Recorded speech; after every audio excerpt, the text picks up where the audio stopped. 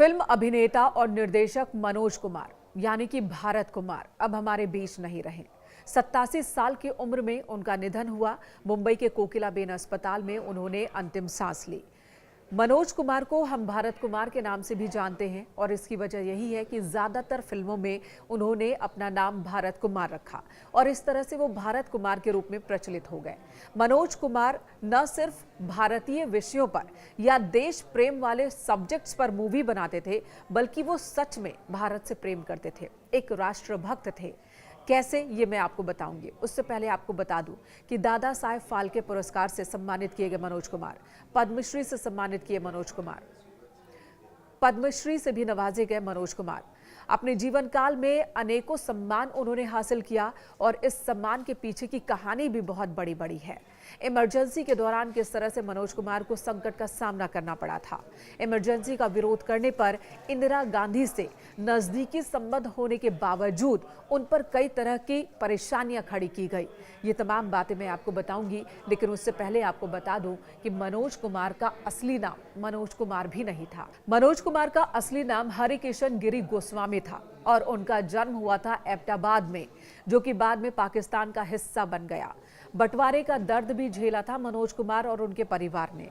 जब बंटवारा हुआ तो उसके बाद मनोज कुमार के परिवार ने दिल्ली को चुना और वो दिल्ली आ गए। दिल्ली में मनोज कुमार की पढ़ाई लिखाई हुई। बचपन से ही उन्हें फिल्म देखने का शौक था, अभिनय का भी शौक था। अशोक कुमार उनके फेवरेट हीरो थे। जब वो बड़े हुए तो वो थिएटर से जुड़ गए। मनोज कुमार की कदकाठी ऐसी थी जो बहुत ही आकर्षक थी और यही वजह है कि अभिनय के क्षेत्र में, थिएटर में भी उन्हें खूब पसंद किया जाने लगा और यही शौक उन्हें दिल्ली से मुंबई लेकर गया। मुंबई में उन्होंने फिल्मों की शुरुआत की। हमेशा ही फैशन से दूर रहने वाले मनोज कुमार की पहली फिल्म का नाम फैशन ही था और उसके बाद उन्होंने एक के बाद एक कई फिल्मों में काम किया। धीरे धीरे उनका लगाव और उनका रुख देशभक्ति वाले फिल्मों की तरफ ज्यादा बढ़ गया। अपनी फिल्मों को लेकर एक बात वो साफ तौर पर कहा करते थे कि उन्हें अपनी फिल्मों में गंदगी नहीं चाहिए, वल्गैरिटी नहीं चाहिए। ऐसी फिल्म चाहिए जिसे परिवार के साथ सभी लोग देख सके और जिससे समाज को कुछ संदेश जाए और इसी बात पर वो अंत तक अडिग रहे। इसी तरह की फिल्मों का उन्होंने निर्माण किया।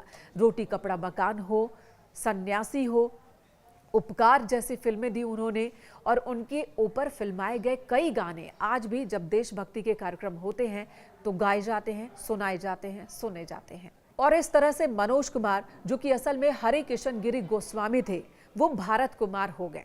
रही बात इमरजेंसी वाली, तो वो आपको बता देती हूँ उसके पीछे की कहानी क्या है। दरअसल इमरजेंसी का दौर था, मनोज कुमार ने इसका विरोध किया। नतीजा क्या हुआ? उस वक्त इंदिरा गांधी प्रधानमंत्री थी, उनसे मनोज कुमार के संबंध बहुत बेहतर थे। बावजूद इसके मनोज कुमार को इमरजेंसी का विरोध करना महंगा पड़ गया।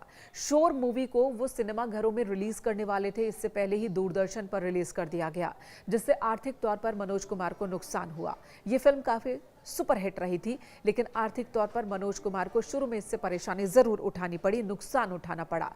वहीं उनकी एक और फिल्म थी जिसे बैन कर दिया गया, 10 नंबरी। सूचना प्रसारण मंत्रालय ने इस फिल्म पर बैन लगा दिया और इस तरह से मनोज कुमार को काफी परेशान किया गया। एक और बात है इमरजेंसी से जुड़ी हुई ही। इमरजेंसी पर एक डॉक्यूमेंट्री बनानी थी। अमृता प्रीतम ने उस डॉक्यूमेंट्री को लिखा था और मनोज कुमार को उसके निर्देशन का ऑफर दिया गया। मनोज कुमार ने साफ साफ मना कर दिया। यानी कि तमाम तकलीफों के बावजूद मनोज कुमार ने इमरजेंसी पर बन रही डॉक्यूमेंट्री, जिसे अमृता प्रीतम ने लिखा था, जो कि सरकार की बहुत करीबी थी और उस डॉक्यूमेंट्री में इमरजेंसी की वकालत की गई थी, उसका निर्देशन करने से मनोज कुमार ने इनकार कर दिया था। और न सिर्फ इनकार किया था, बल्कि अमृता प्रीतम को उन्होंने डांटा भी था। डपटते हुए कहा था कि क्या एक लेखक के तौर पर आपने अपनी लेखनी से समझौता कर लिया है, सरकार से समझौता कर लिया है। उनकी डांट का असर यह हुआ कि अमृता प्रीतम ने मनोज कुमार से रिक्वेस्ट की कि वो डॉक्यूमेंट्री की कॉपी फाड़कर फेंक दे और काम ना करे। तो कुछ इस तरह की जीवन शैली रही मनोज कुमार की। आखिर तक उन्होंने अपनी इस छवि को बरकरार रखा। मनोज कुमार अब हमारे बीच नहीं है। जाहिर सी बात है, पूरे बॉलीवुड में शोक की लहर है।